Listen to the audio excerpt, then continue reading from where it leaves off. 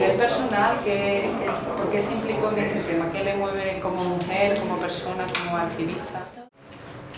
Yo escribí un texto que se llama Antropología y Derechos Humanos, porque mi campo disciplinar es la antropología, que dice que progresivamente fui llevada a usar la caja de herramientas disciplinar, que es la caja de herramientas que mi profesión me brindó por demanda, o sea, para responder a demandas que me fueron hechas, una especie de, digamos así, una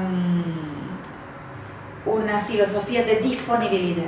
O sea, al cabo de un tiempo fui entendiendo que lo que tenía que hacer como profesora, como investigadora, es disponibilizar mis capacidades y mi formación en mi campo para resolver problemas que me vinieron siempre como una interpelación desde fuera, o sea, de la sociedad. En el caso, pues yo trabajo con raza, no trabajo solamente, trabajando en cárceles, no trabajo solamente con feminicidio y con violencia de género. Es uno de mis temas dentro del gran campo de la antropología y derechos humanos.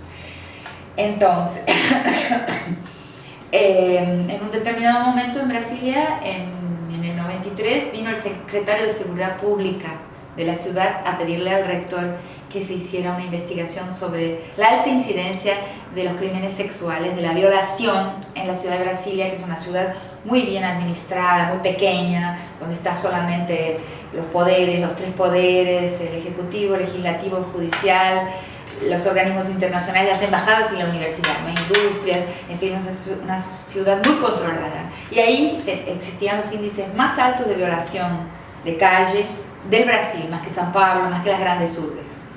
Entonces le pidió a la universidad y el rector pidió a las feministas, o sea, a las mujeres que trabajaban con mujer, con investigaciones sobre género y mujer en la universidad, que respondieran a la Secretaría de Seguridad.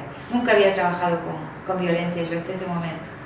Entonces, en ese momento decidí que me interesaba, dentro de ese tema, ir a hablar a la cárcel con los violadores, con las personas convictas por violación. Y ahí empieza un largo camino del que me gustaría mencionar un momento, porque tiene que ver con la España de hoy, con lo que acaba de pasar aquí en este país. Estudié con un equipo de estudiantes, escuchamos a muchos violadores en situaciones excepcionales, porque como fue un pedido de la seguridad de la ciudad, pues fue casi un diván psicoanalítico a puertas casi cerradas con almohadones y conversando sobre ese tema. Y de ahí salió un libro, en fin, empecé a elaborar lo que había entendido sobre ese tema, y en un cruce que tuve con el juez Garzón en dos oportunidades en el mismo año, hablando sobre otros temas, fue cuando la Universidad Nacional de Quilmes en la provincia de Buenos Aires le otorgó el título de doctor honoris causa de esa universidad, y él me preguntó, ¿no tenías un libro?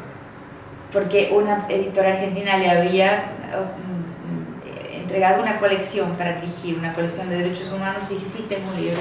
Y él publicó el libro Las estructuras elementales de la violencia, que es mi primer libro sobre el tema de género y violencia. Soy siempre agradecida a su intervención por la publicación de ese libro. Inmediatamente me invita al Escorial, donde él llevaba, no sé si todavía lo continuará haciendo, un curso de verano de la Universidad Complutense.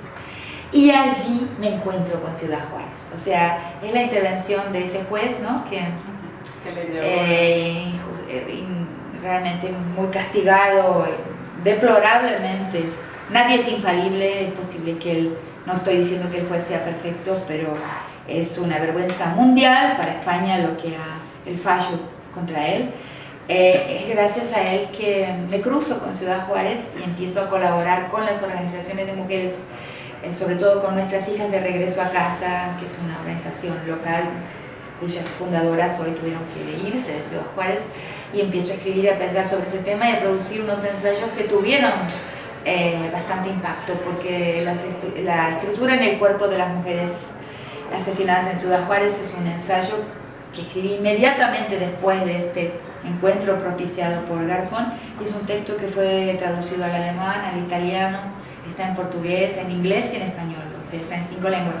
Y yo creo que ha de alguna forma impactado la manera en que se piensa este nuevo tipo de crimen, este crimen ininteligible, que no está motivado, que no obedece a las motivaciones más conocidas, ¿no?, de los crímenes de género.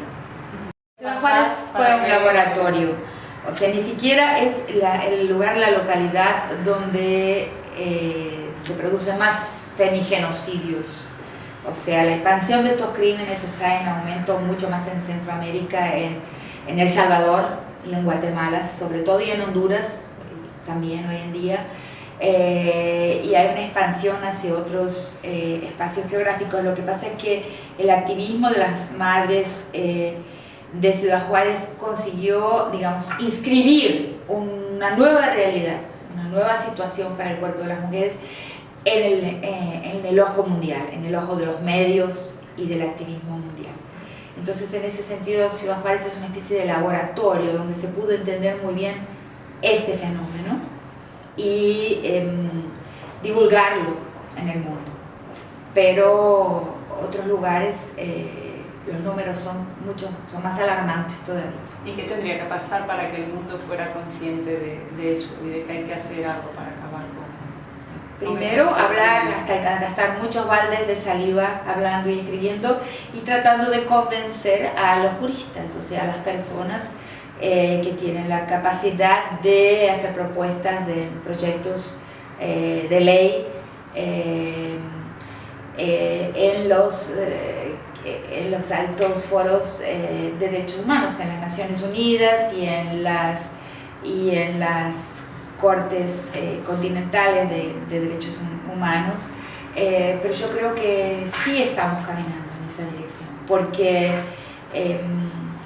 la visibilidad y los números de estos tipos de crímenes casi masivos, impersonales y genocidas, digamos así, contra las mujeres, están en aumento y están tocando las sensibilidades y la fibra de mucha gente que antes los sentía distantes, pero ahora los siente próximos.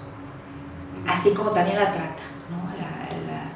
La incidencia, la presencia de la trata en regiones donde antes, digamos, la expansión de la trata, y eso toca a Europa también, porque una de las visiones de la cuestión es que no hay feminicidios en Europa, pero en Europa hay trata, y la trata es un tipo de femigenocidio. En feminicidio.net consideramos que es necesario documentar el feminicidio para abordarlo. Claro, como sí. Entonces, todo detalle, toda investigación detallada es fundamental para poder investigar adecuadamente. Sí. Inclusive porque al no estar tipificado, cuando digo tipificado no digo simplemente nombrado, dicha la palabrita, sino detalladas las características de cada modalidad de crimen, eso nos impide el repescaje de algunos crímenes que son de tipo femigenocidio, pero no en cantidades tan abrumadoras como las de Centroamérica, por ejemplo, pero que están dispersas en el continente, en Chile, en una provincia de la Patagonia Argentina. En fin, hay pequeños números, pero de crímenes que no son domésticos en esas regiones del continente, pero por la ausencia de tipificación, en Recife, en Brasil, las poblaciones y los activismos en esos bolsones del territorio no pueden visualizar, se quedan en la perplejidad. Aquí hay unas mujeres que todas murieron con unas arañaduras en el cuerpo y no fueron los maridos que los mataron, ni los novios,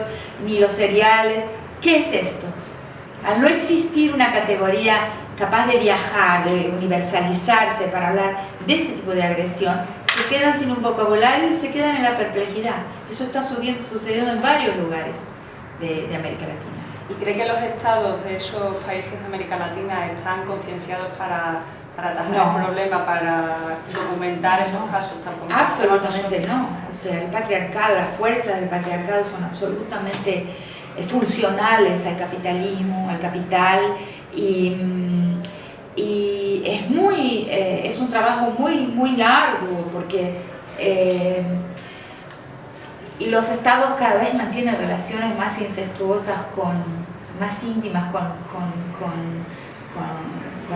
con la corrupción, con formas de mafialización de